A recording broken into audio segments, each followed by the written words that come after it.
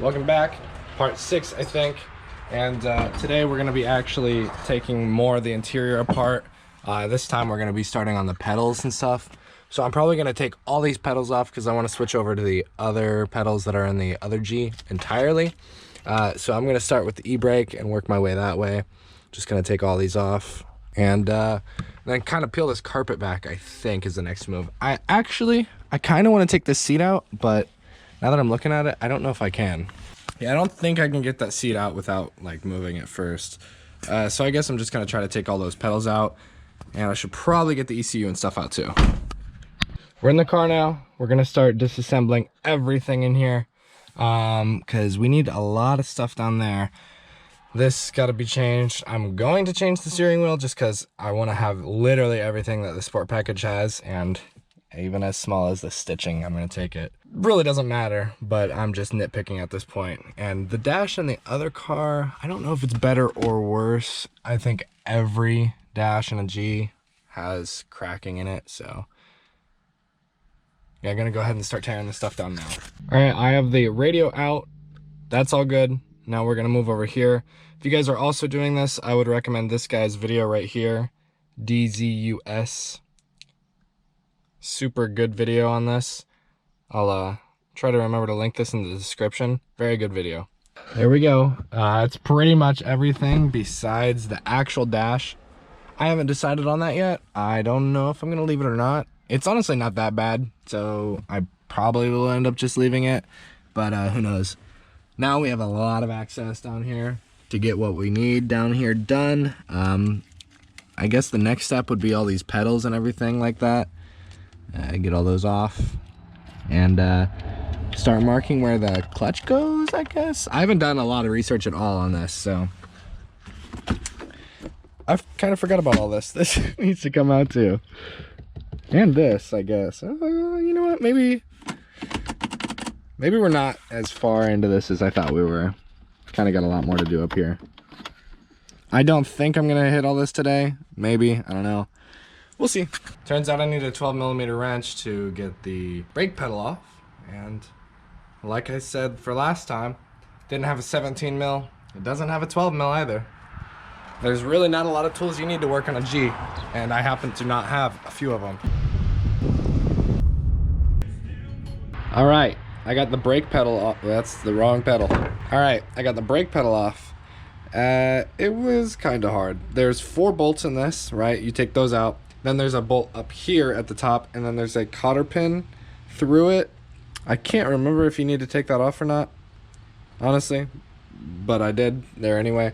I took this off like a day or 2 ago. I'm kind of spreading out the times that I'm working on this car just because I don't have a ton of time throughout the week.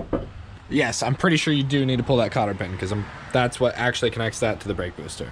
Anyway, it's really dark in here right now, but I got all the pedals out. I have to take out the center console so that I can get the emergency brake line taken off, and this needs to come out anyway since it's going to be swapped. So I should probably work on that now, but I don't know if I'm gonna. Oh, this might actually just come out. Okay, yeah, I'm gonna start working on some stuff, and I also need to start taking off parts on the black car for the interior. I need to get those pedals so I can start working on everything else. So I think I'm gonna tear some of that interior down and then get moving on the black car, start taking some interior off the black car. So I pretty much got all the pedals out and the brake or the clutch lines out, and I think we're ready to start putting some stuff back on this car. I'm gonna go ahead and put this one on first just because it's a really quick one. Just goes right in here. The brackets are all already here. I'm pretty sure, at least I gotta make sure that these ones are still back under this. So I gotta go ahead and take that off and check, make sure everything lines up to bolt up to this, and should be good to run those clutch lines in there. But I do need to get the measurements and everything like that to put the actual clutch in the car and the emergency brake. So that square there is actually where the clutch bolts up to on the manual car. It kind of just popped right out of there, which is pretty helpful that this is there. So I could actually go in there, place this in here in the manual car, use this as a template, mark where those holes are at, and then place this back here and drill through them. And that would literally make it a perfect lineup, which is actually really cool. I didn't even think about that until I just started talking about it. So for this bracket right here for the emergency brake. I'm pretty sure you can drill these spot welds out and get this popped right out. So honestly, I think this is gonna look pretty good. I think it'll look, hopefully it'll look really OEM. There are a couple cables here and there that don't go to this car, like the clutch cables, and I think those are just to, like, you know, check if your clutch is pushed in so that you can actually, you know, turn the car on and stuff. Not 100% sure, but I guess we'll find out. So I went to Harbor Freight and I picked up a spot weld bit, and what this does is it goes in there and it drills a circle around the spot weld so that you can remove whatever you need to, a body panel. And basically what's gonna happen is right here, there's a bunch of spot welds. I think there's 7 different spot welds around here. You can barely see them right here. We're gonna center punch those, and then we're gonna go drill in, drill out around this, and it'll allow us to remove this bracket here without just completely ruining it and cutting it all up. And then we'll be able to set our holes and stuff like that where we need our master cylinder for the clutch. So I gotta go get a center punch or something to be able to punch those holes and then start drilling them out, and then I'm gonna cut this insulation out for the time being. I'd like to leave it there so I have kind of a reference point, but I don't know if that's gonna be very possible, so gonna see what I can do now. So I went ahead and pulled the seat out of here so I'd have a lot more room, and cut that insulation back so I can pull it down and start getting ready to remove that bracket. Long process.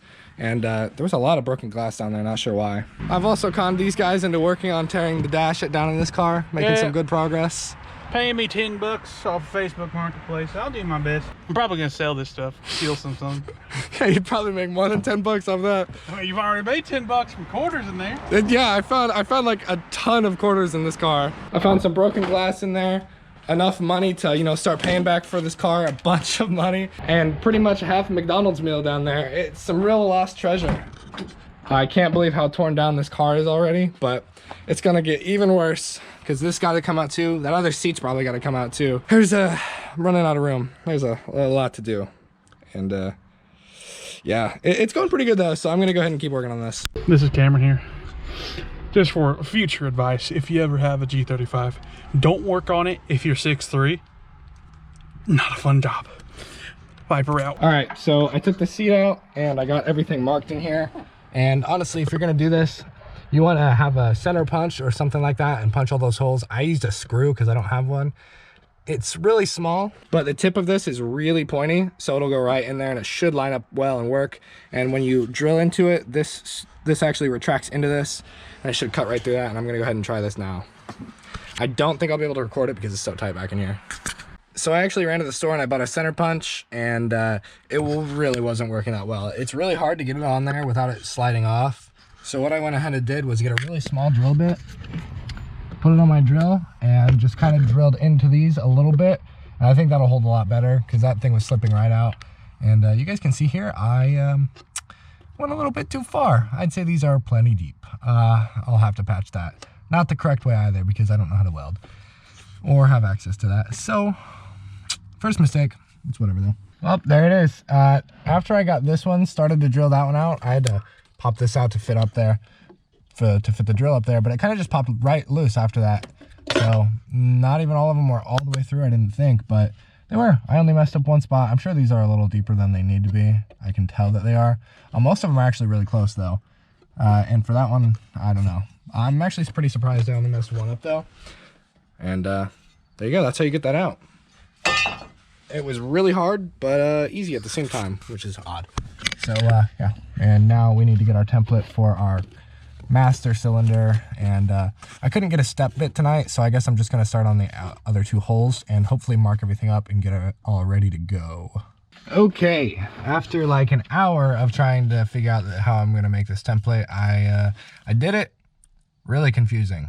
I just kind of used the insulation that came from the black car and traced this, and then I went up there and I traced these. I actually spray painted them from the outside of the car to the inside, had this on the inside and spray painted from the outside so that it would paint mark it, and then I traced it and cut it out, and I put it up there, put a couple dots, and now I'm gonna start these with a small drill bit and then move up to the bigger one and drill them through. I'm gonna start this one with a small drill bit, move up to the bigger one, drill through, and then I'm gonna need a step bit, which I couldn't get tonight.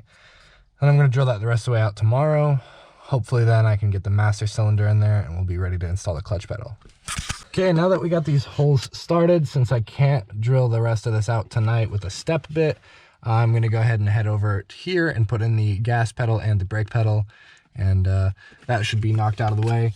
And then maybe after this, I'll move on to the ECU. I'm not entirely sure. I don't want to do this today, obviously, and then it'll be some pretty good progress. I also have to sweep out the shavings. So I got that clutch line installed and ran over here. These two holes don't line up with anything, but the one down here did. All I have to do now is run this clutch line up here through that little hole that I lost both the grommets from both cars down into there. So it's great. The reservoir is on here. Got to get the master cylinder in there tomorrow after I get that step bit. Brake pedal mounted, everything cool. Everything like that's good to go, I'm pretty sure. I think I'm ready to put the engine back in. There's nothing really stopping me from putting the engine back in. I was waiting to get the clutch lines ran. That's pretty much it.